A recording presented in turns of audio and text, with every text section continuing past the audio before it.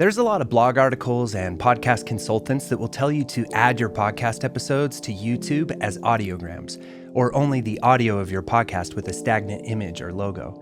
The idea behind this is to have your podcast available on as many different platforms as possible so that your show is more discoverable. But on this video, I'm going to tell you why you might want to think twice before spending your time making audiograms or MP4s out of your podcast episodes.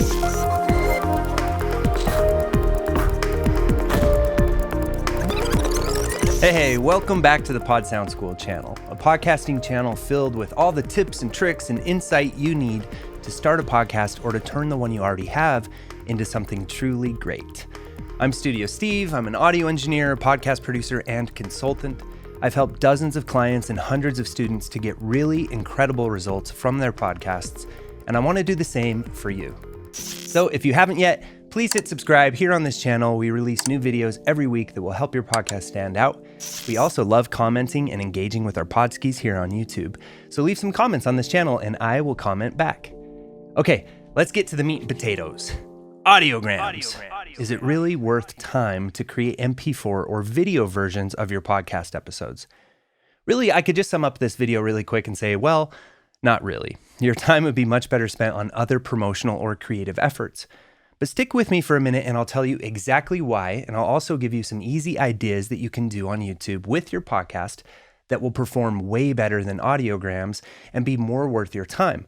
I'll also tell you what the better uses for audiograms are. So the first big reason that posting audiograms on YouTube isn't going to attract any new listeners for your podcast is because most people on YouTube are here to watch video.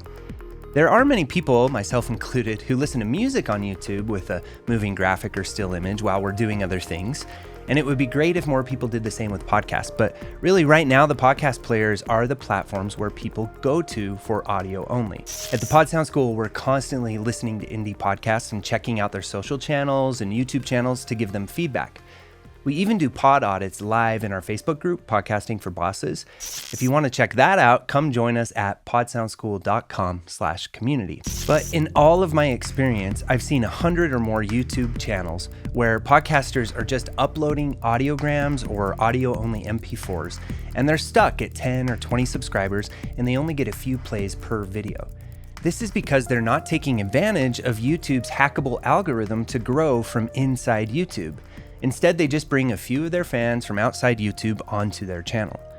And really, they're just wasting their time. We really want to put our time toward efforts that are going to pay off for us. I know you're well aware of all the work that goes into not just producing a podcast, but also promoting it and trying to find an audience for it. So here's the deal. Don't bother with audiograms on YouTube. They aren't worth your time. And as I said earlier, I'll tell you what you can use audiograms for in a second. But first, just because you shouldn't post audiograms to YouTube does not mean that you shouldn't post videos to YouTube. The truth is that as a podcaster, if you're not posting videos to complement your podcast on YouTube, you're really missing out. And that's because it really isn't that hard to get your videos in front of people here on YouTube if you do a little keyword research and find out what people are searching for on YouTube around the topic of your podcast. You can make videos that can rank and show up on the first page of those searches. That's huge. And there's nothing on the podcast players yet that allows you to do that. And there are easy things you can do today, right now, that will perform so much better on YouTube than audiograms. Here's just a few ideas. First, turn on a camera and film yourself creating your podcast. Make a few adjustments to the video file using video editing software, add a few bells and whistles to the video, and title the video the topic of the episode. So for example, if I have a podcast about vegan lifestyle and I have an episode about dating a vegan when you're not one, I wouldn't want to title my video Steve's Vegan Lifestyle Podcast Episode 29. I would want to title it How to Date a Vegan When You're Not One. The other thing I could do is to split that same recording up into pieces or highlights. People on YouTube also love short and sweet videos, so I can take a part of my podcast episode that really answers something that people are searching for and share a 5 to 10 minute clip about that topic. And if you really want to take it up a notch, just put a bit more work into it and pop in front of the camera and say something attention-catching like, "Have you ever tried to date a vegan? It's impossible. And then cut into a little intro graphic for your podcast, then cut to that 5 or 10 minute clip. The other thing you want to make sure to do is to make custom eye-catching thumbnails for each one of your videos. There's a free tool that you can use called Canva if you haven't heard of it, and they have templates for YouTube thumbnails that are all ready to work with. Okay, so to finish up, like I mentioned, just because you're not going to waste your time uploading full-length audiograms here on the tubes, doesn't mean you can't still use audiograms elsewhere. Audiograms are great for sharing short clips of your podcast episodes on social media. You can really get creative making fun audiograms for Instagram, Twitter, Facebook, Pinterest, etc. I think audiograms as part of an Instagram cascade are especially catchy and engaging. Audiograms on Twitter with some catchy images can also be a really effective way of catching attention on social media.